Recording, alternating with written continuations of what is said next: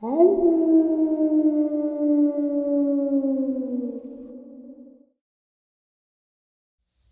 greetings and salutations, everyone. I hope everyone is doing well today. Today I have an absolutely just terrifying and mind-blowing upload to share with you. Before we jump into it, a couple links. As many of you know, I rely on Patreon, PayPal, channel membership, and the merch to help the channel to continue to grow and go. Links to Patreon, PayPal, and channel membership is in the description below. Merch displayed directly under the video. Also, Dogman Frightening Encounters, Volume 1 through 3, the audiobook versions, they were written and researched by Tom Lyons.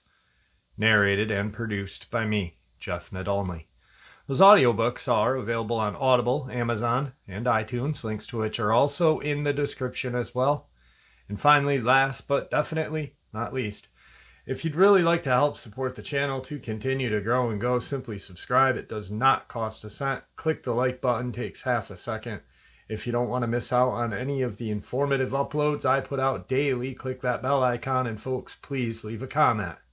Why? Well, because all of these things really do help the channel to continue to grow and go. And yes, folks, they definitely do matter. Now, everyone, I have taken far too much of your time. Let's jump in to today's upload. Shall we? Alright guys, today's upload takes place in an area called Dent Township, Missouri, which is located kind of smack dab right in the middle of Mark Twain National Forest.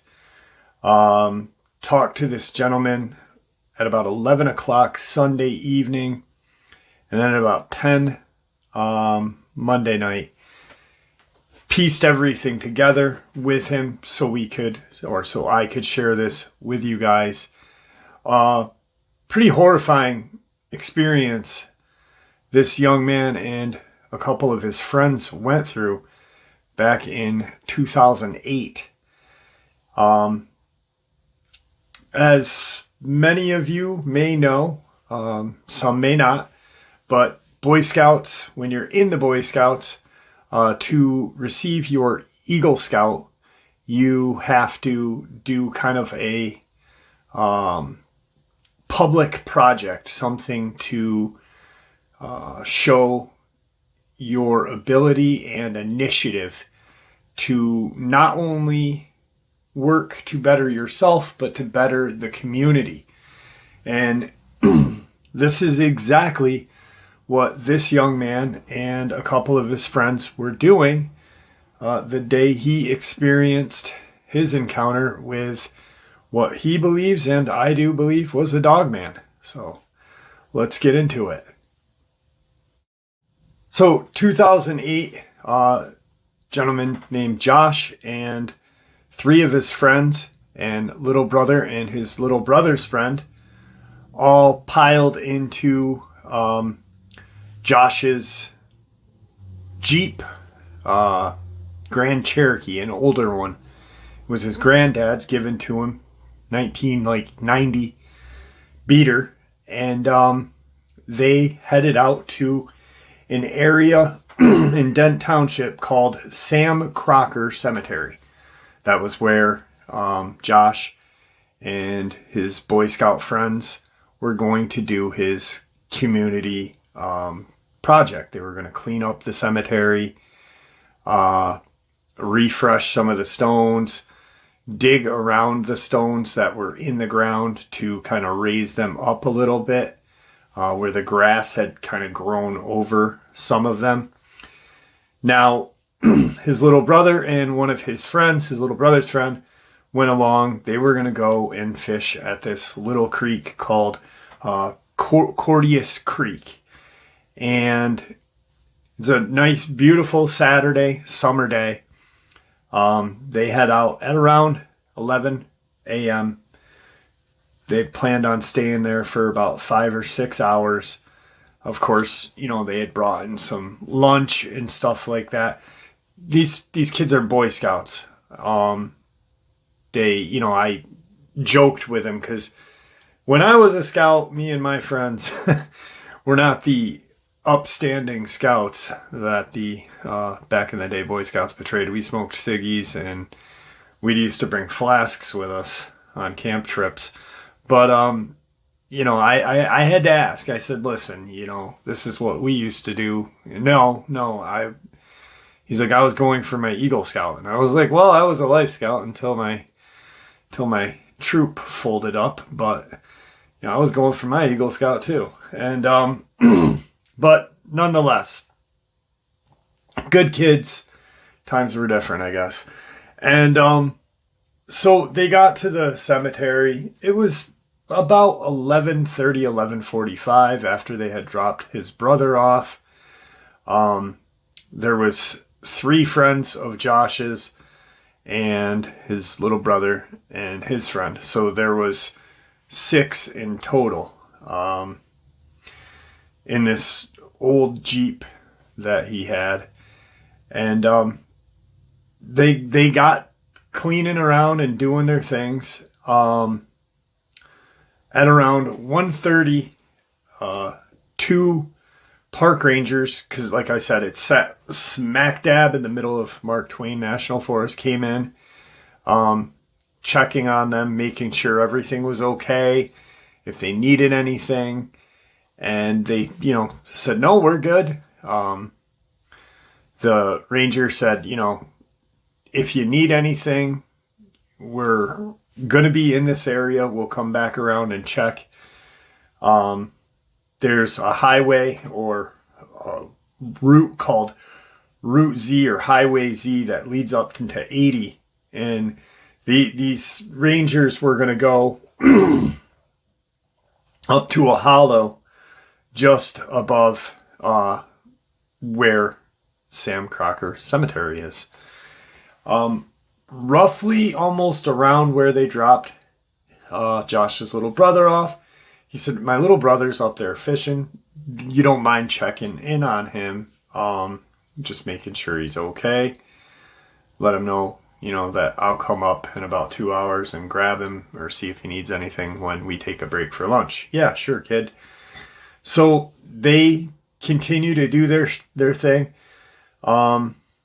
They're cleaning their cemeteries out, or cleaning the cemetery, really doing a lot of raking and stuff. One of the friends was mending part of a fence, and he had kind of seen something off in the distance, because there's kind of a clearing just opposite of the cemetery. There's a rather large clearing and then forest. And he had seen what he thought was a bear, because during that period of time, there had been a couple of bear sightings. A couple people had taken some pictures of some bear. And he ran over to Josh and said, hey, I think I just saw a bear. And it kind of looked like it was heading up towards where Highway Z and 80 meet, kind of like where your brother is. And Josh is like, all right, let's take a ride up. We've been here for a couple of hours now. Let's go grab my brother. We'll bring him down. We'll have some lunch. And then he can go to the other end of the creek, kind of south of them. And so that's what they did. They drove up, no issues, picked the boys up. Josh said, hey, did you see the park rangers or whatnot? No, didn't see anybody, Josh thought that was kind of weird, that because he's known these park rangers. He's done work with them, and these park rangers have come and worked with their troop and stuff like that. So these boys aren't strangers to these, this area at all, or the park rangers that work in the national forest there. So they pick up the brother, they get back to the cemetery, and there's kind of like a little, not pavilion, but kind of sort of a pavilion, like a roofed off open-sided little area, and they kind of sat there and had their lunch. Now, the kid who had seen what he thought was a bear, had his water jacket, left it by the fence there where he was working. And as he was walking from point A to B, he got kind of like in the middle of the cemetery, and there's trees in this cemetery. I mean, obviously it's in a national forest, so there's gonna be trees. He smells this really foul smell, almost like rotten eggs with like a strong stench of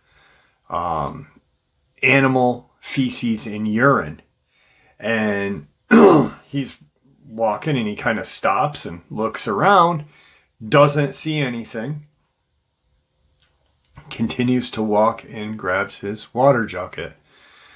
Now, the whole way he could smell the smell, but as he got closer to the fence, the smell kind of got less potent. So as he's walking back to where Josh and his friends are sitting, he's coming through, and the smell starts to get stronger. And he's like, what is that stink? That wasn't here when we were here earlier. We only went to get Josh's little brother, yada yada. So he goes back and he says, guys, there's a really foul stink. And Josh is like kind of put off by it, because this is his project, his Eagle Scout community project. This is going to put him from Life Scout to Eagle Scout. And when the kid describes the stench, does he think it's an animal, but he thinks that maybe someone dug up a grave and there's a body, a decomposing body. So he gets up and he starts to walk, and he's looking around the cemetery. Everyone else is sitting there. They're all having their lunch. And he's kind of walking, and he smells it. He catches it. And he's like, wow, that's really strong. But he keeps, walking, and he gets over to where the kid left his water jacket. And like his friend said, it got less as I got closer to this area. And then when I got here, it started, and he kind of did he kind of went in each direction, north, east, south. Well, he had just come from the southern part of the thing. So he went north, east, and so he's looking, and it's more pungent towards there's a highway on the opposite side of the cemetery. So Sam Crocker Cemetery sits kind of in between Highway Z and Highway 80. And Highway 80, or it's still Highway 80, but at one point it's like 2460 or 2466. So he kind of walks there, and he's like, maybe someone hit an animal. So he walks, and he kind of peers around, hops the fence, looks, nothing. There's nothing on the road. He looks down the road both ways, comes back into the cemetery, and he sees his friends and brother and his friend. They're now standing. He's about half a football field away from where his friends are. They're standing. When he walked past them, they were all sitting. It took him about 7-8 minutes, maybe 10, to get out to look at the road back, and then go back to where he was coming. And he's like, why is everyone standing up? What is going on? And he can smell the smell is just much more stronger now. So he's watching his friends and he keeps walking and they're yelling something. He can just make it out, like, hurry up, hurry up. And he has no idea what they're doing. He's like, what are they doing? Like, he at first thinks that, everyone's done. His brother and his friend are being a jerk, like they want to go more, fishing a little more and this and that.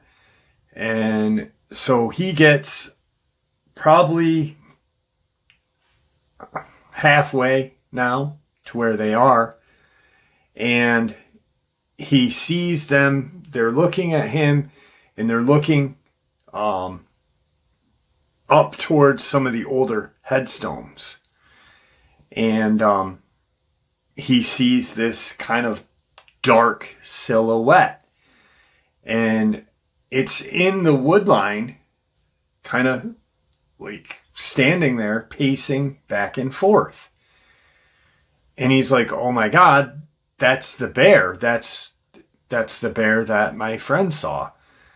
So he's like, I can't run, because if it sees me running, even though I'm not running away from it, it's going to come down at me. Because, this thing's north of him and his friends are straight across from him. So it's right in between them. So if he runs, he's thinking it's going to either get me or get them. So he's like, I'm just going to walk. I'm going to keep my eye on this thing and get to where my friends and my car is parked. And we'll just, get in the car and wait it out, honk the horn, scare it, whatever. And so he starts walking, and as he's walking, he's keeping an eye on this thing, and it's going, it's not going back and forth in a long pathway. It's more or less staying in between these kind of two larger trees with the backdrop of trees behind them. And as he gets probably 30 feet from his friends to where they are, he kind of says, get to the car. He yells, get to the car. And he sees quite clearly that this thing is bipedal. And by then he's like, that's not a bear. What is that? He sees that it's like a dark brownish black color. And he can't make out much more than that, except that it's got ears that are sticking up off of its head. Obviously, it hasn't, gotten close to him, so he can't really get a lot of detail. He's getting what he can. As he yells, the thing stops. Its pacing turns to face him and drops to all fours and starts running through the cemetery, through the stones and stuff, the old headstones. Now he's takes off running, gets to the car, everyone piles in the car, or the older Jeep. It's not like a Jeep, it's an older Jeep Grand Caravan, just this old kind of wooden paneled door. It was just a beater that his granddad had, and he bought it off his grandfather for a couple $100. So everyone's in. His kid brother's in the back with his friend, and he starts the Jeep up, and to get out of the cemetery, the road 80 is closer, but you can't get out that way from where they are. There's no exit. They've got to go out through this kind of road it's a road, but it's not really a road. It's not a marked road. It's it's a wooded road. And then it cuts into a field, and then heads kind of north up onto 80. Because once you get out into the opening, there's a good length of this road that's surrounded by trees. And then you get to an opening and you've got to go kind of straight up to get to 80. So even though it would be faster if there was a road right there, but the creek is there. This Cordius Creek is right there. So they can't go that way. So as they're going down this wooded road, his little brother is crying and screaming, like, what is that? Oh my God, what is that? It's catching us. And he's, shut up, just let me drive, and as they're coming around this kind of corner, there's some rocks and some trees in the area, and he really has to kind of slow down. There's some old pine trees, old cut logs and stuff, and so he kind of like slows down, and as he's slowing, he's looking in his rear view, and he just sees this. He said it looked like a jet black German Shepherd like face. It was the size of a smaller pony, and he said it had these just stoplight red eyes. As he gets up around this, he's probably a mile from the entrance to 80. And he kind of forks it, and he doesn't see in his rear view this creature that's chasing him. His brother's crying. His brother's real young, 11, maybe 12. The friends are all screaming like, what the hell was that? Oh my God. And as he's can now see the entrance of 80, he sees this creature kind of cut across the field. And it looks like it's going to collide head on with their Jeep. And he's like, if I have to hit this thing, I'm going to hit it. That's just how it's going to be. As they get closer to each other, he said he saw this thing, and it was in slow motion. He said it jumped. It was in full stride. He said, and as it was in stride, he said it jumped. And it was slow motion. It just leapt. And when it landed on the hood of my Jeep. It was like, bam, right on the hood. He slams on his brakes. The thing falls off the Jeep and gets up and stands up in front of the Jeep. He's now, his friend who are in the front seat, his friends the two friends that are in the back, and his brother and his friend that are in the back are all now kind of looking at this creature that is now standing face to face with them. And Jeep's still running. There's nothing wrong with the Jeep. He's just stopped out of shock. Like, I just hit this animal, but it was the animal's fault. It jumped on my car, So Josh can see exactly what this thing looks like. He said it wasn't that much taller than I was. He said at the time I was maybe 5'10". He said, so maybe 6 foot. He said, maybe this thing was 6 foot. He said, it looked like it weighed 200 pounds. All this like jet black, brown colored kind of mixed in together. head to toe. There was no white. There was no kind of any other coloration other than this jet black, dark brown color intermixed. They're looking at each other. Everyone's looking at this thing. And its eyes are, like he said, it stop light red and just not glowing, but glowing. He could clearly see. He's like, how, in his head, he's thinking, how is this thing's eyes that color? In the daytime, my lights aren't on. You know, he's trying to process. He's trying to process something that our brain is not meant to process.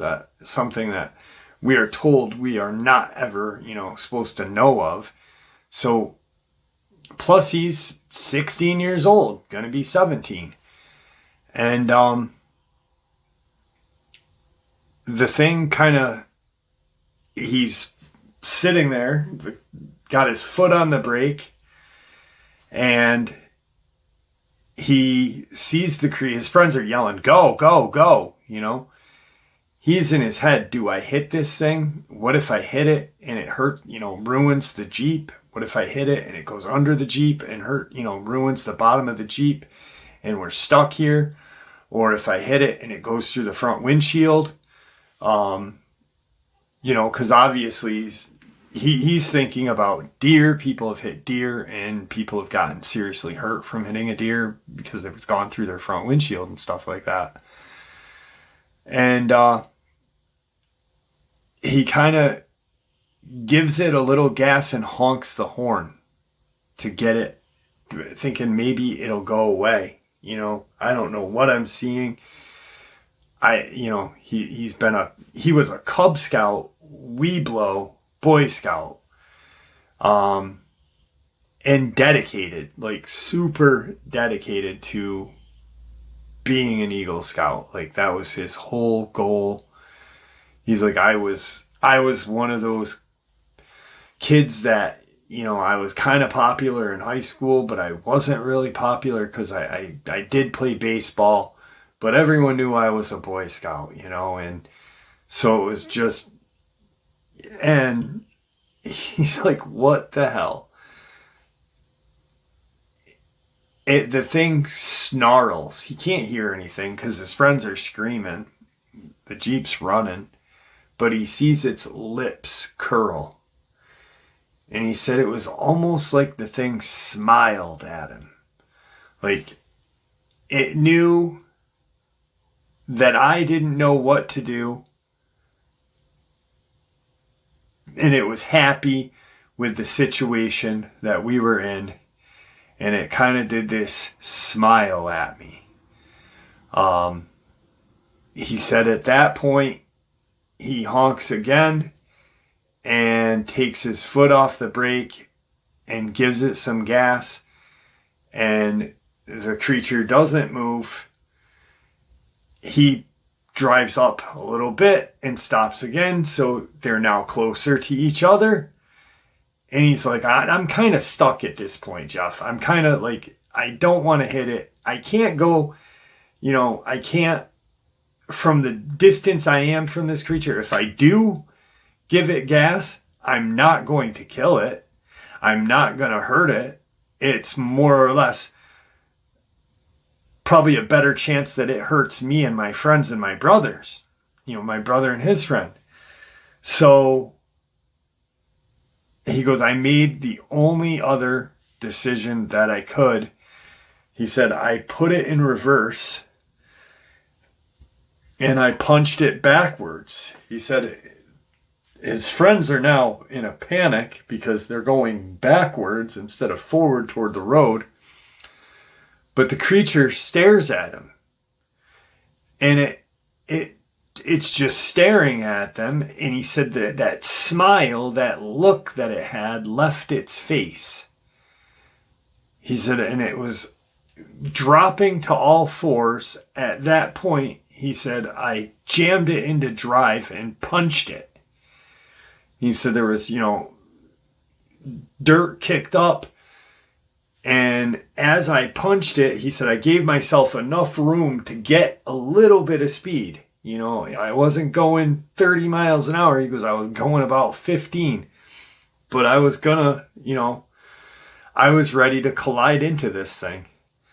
He said, as I started going towards it, it hit it all fours and kind of jumped towards the driver's side of where the Jeep would be. Didn't go over the Jeep, but just barely. They just missed each other.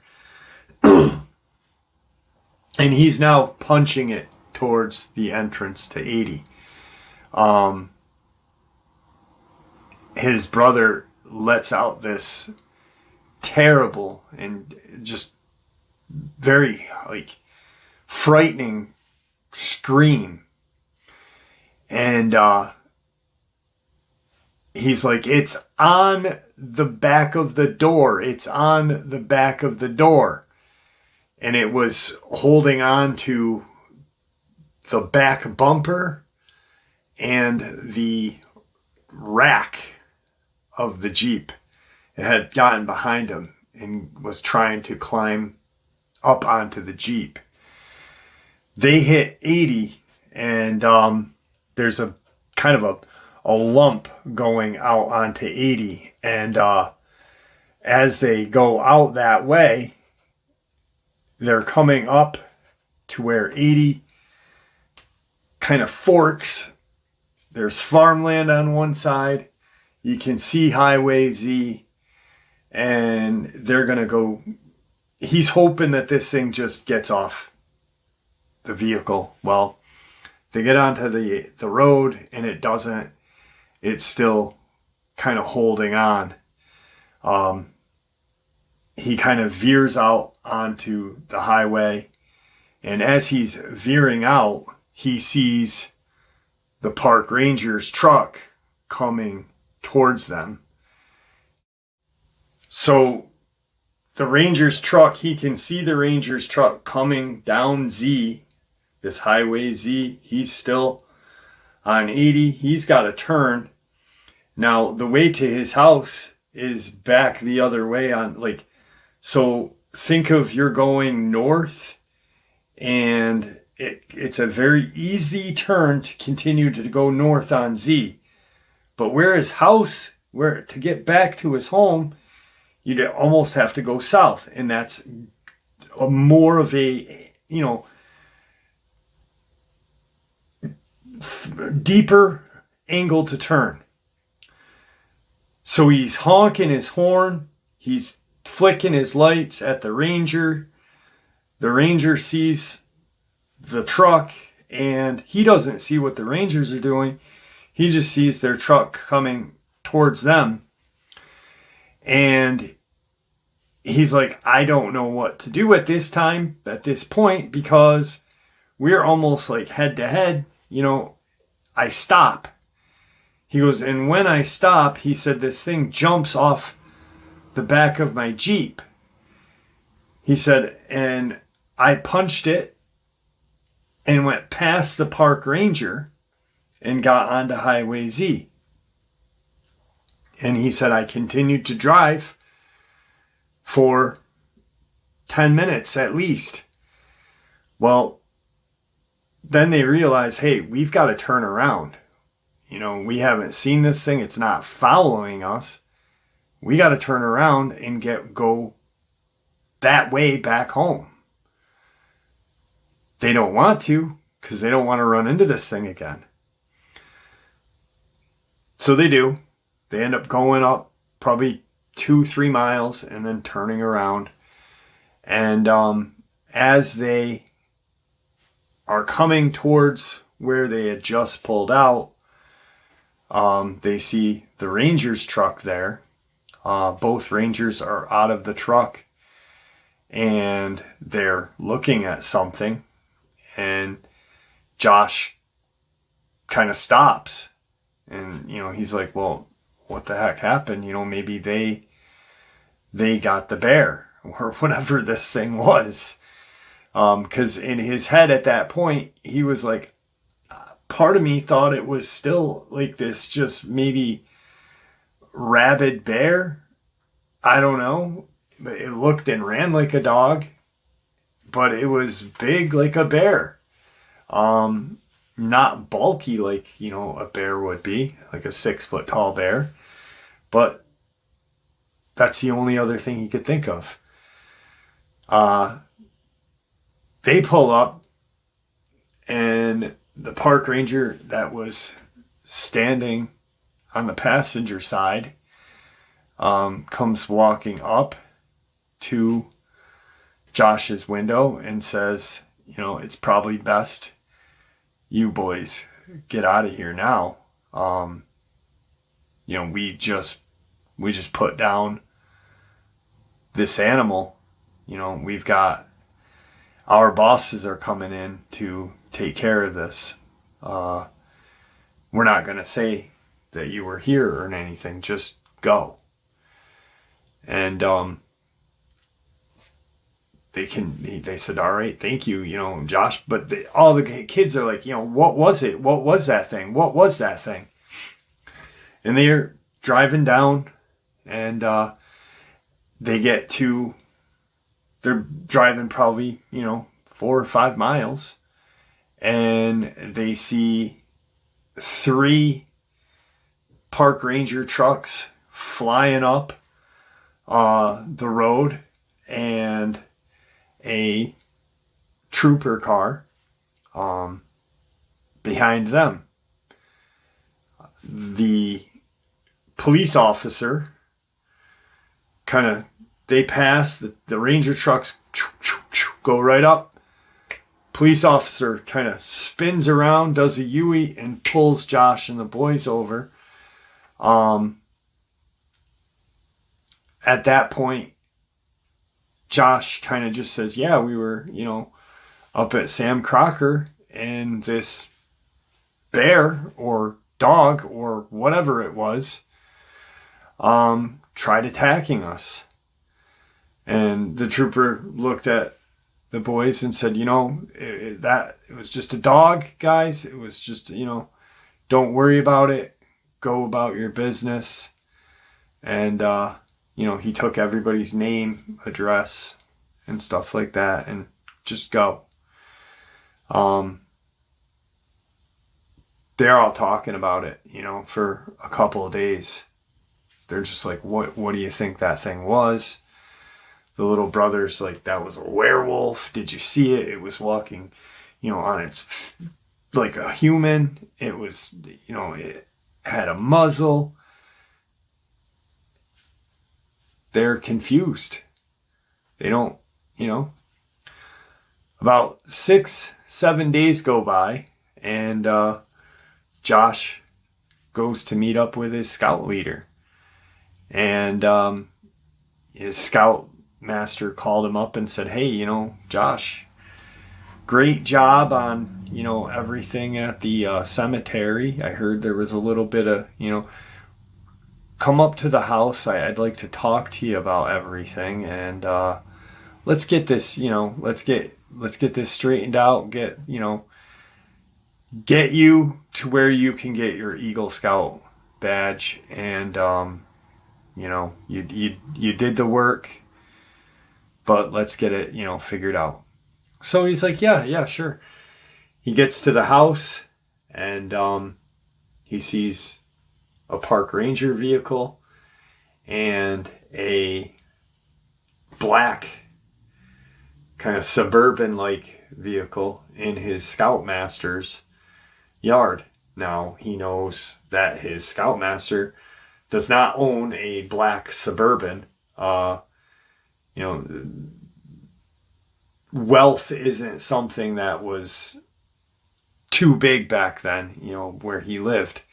His scoutmaster had this old beat up truck that he drove around, and his wife had a beat up car. They just good people and lived hard, lived paycheck by paycheck. So he knew they couldn't afford this brand new Suburban that was in their driveway. So Josh pulls in and knocks at the door, his scoutmaster says, "Hey, bud, come on in, this, and that." And he said, "What's going on? Is this about the other day?" He says, "Just come on in and, let's talk about your Eagle Scout badge and your community service hours that you have to, there's an X amount of hours and stuff that you have to achieve to get your Eagle Scout." So he's like, "All right." And he's very kind of like hesitant, but he's known his scoutmaster for years, so he trusts him. And they go into his kitchen. The park ranger is sitting at the kitchen table, and there's a female in like a pantsuit and two other males in suits. One of the guy has glasses. The other guy is just, about 6'1", 6'2". He said he really didn't look like he belonged in a suit. He was just a bigger guy. He said he just didn't look, the suit just didn't suit him, if you know what I mean. And so when they get in, he's told, not asked, told to sit down. The scoutmaster's home has these kind of like benches at their kitchen table. So it's kind of like a rustic kind of kitchen table, and he sits down at the bench. The park ranger's sitting in front of him. The scoutmaster sits next to the park ranger. The female sits next to the park ranger on the other side. And these two men sit right beside Josh on either side of him. And the park ranger says, "Hey, Josh, how are you? Are you guys okay? Was there any damage to your Jeep that needs to be taken care of? Any scratches, any kind of, hair? Was there anything there? Any kind of debris from this animal that you seen at the park that day, or the cemetery that day?" And he's like, No. I just, what's going on? Am I getting, he's like, he thinks he's going to be arrested, and he was brought there under kind of false pretense. So he's kind of looking at his scoutmaster like, help me. At that point, the female gets up and goes outside, and with like this clipboard kind of thing, the two men in these suits are sitting there, and the smaller of the two, the one in glasses, kind of pats him on his back and says, I was an Eagle Scout myself. It's a wonderful achievement, And the other guy says, you're going to be an Eagle Scout. There's no more that you have to do.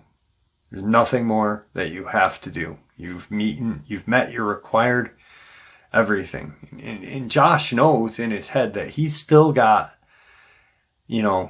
hours and he didn't fully do what his community project was supposed to be, because there's a guide thing that you lay out. And it's handed to the scoutmaster then hands it to the council and stuff like that. And it goes up the line. And the larger guy who didn't belong in the suit just says, we're here now to make sure that you get your Eagle Scout badge right now. Thing of the matter is you have one last thing to do. And he's now scared because he's like, well, kind of what? Where'd this lady go? And now I'm stuck between you two and my scoutmaster, who I trust, is across the table, and a park ranger who I'm fairly familiar with is, and the scoutmaster has this kind of like a large envelope and slides it. And the gentleman in glasses says, open that up. And sure enough, it's his Eagle Scout and all the paperwork that goes with it and everything like that, the certificate and stuff. And the larger guy in the suit says, we're giving you this today because we know that you are trustworthy and you cannot tell anyone what occurred that day at the cemetery. And you have to let your friends know exactly what happened. That, you guys saw a bear and you guys got spooked and left. You never saw it run bipedally. You never saw it stand bipedally. And you didn't see that these park rangers had put it down. That's all you need to know. And you need to tell your friends the same thing we're telling you. Otherwise, we will come back. Instead of having you come here, we will come to your home. We will come to your home. We will take your Eagle Scout. We will also take you and bring you with us and your friends, your brother, his friend. And they named them. They named every person that was in that Jeep. Josh is thinking, how the hell does, he know everybody that was in the Jeep? And he's thinking it. And, a couple months go by and he puts it together that state trooper had asked them for all of their information. What's your name? Of course, everyone's going to say it. They're good kids. They're Boy Scouts. And they just had some traumatic incident happen. They're not going to give any kind of false information. They're shitting their pants. Pardon the French. I always wanted to say that. Pardon the French. It's so stupid. Josh says, I understand 100%. I understand. And they talk a couple more minutes, nothing really too major. Gets his packet, his envelope there, and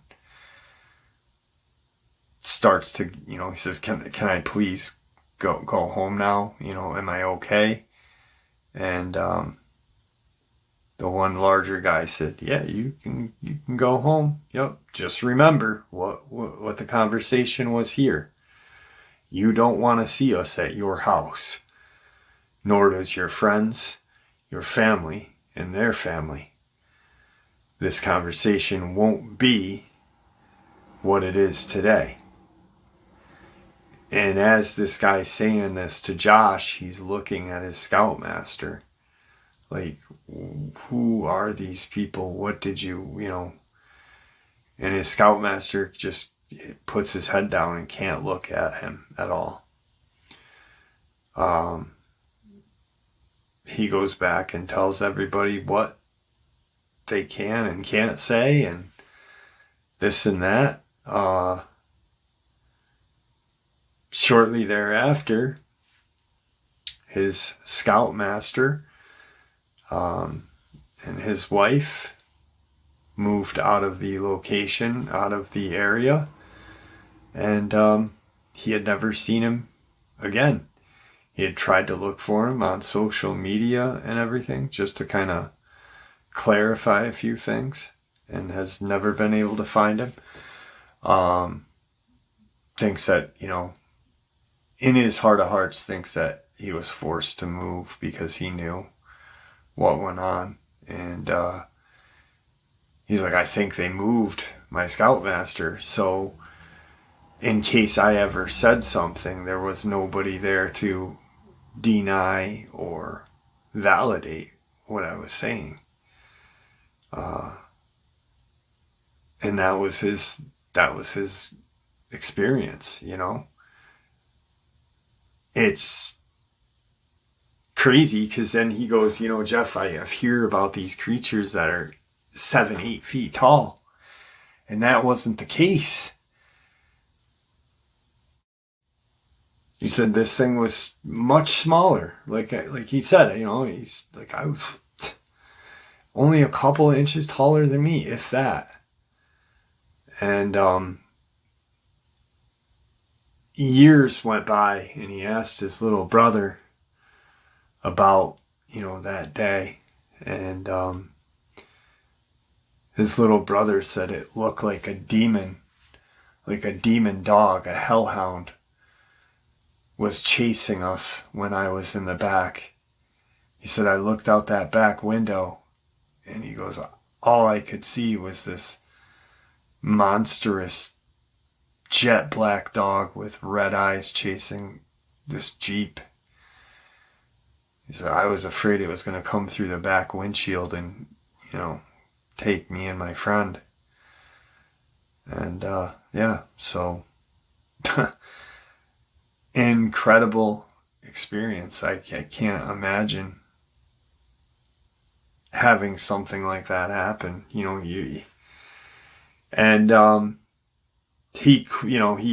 had plans to do more with the scouts and stuff like that, and kind of just it petered off. It was something that he didn't ever want to do. His little brother was a Weeblo, and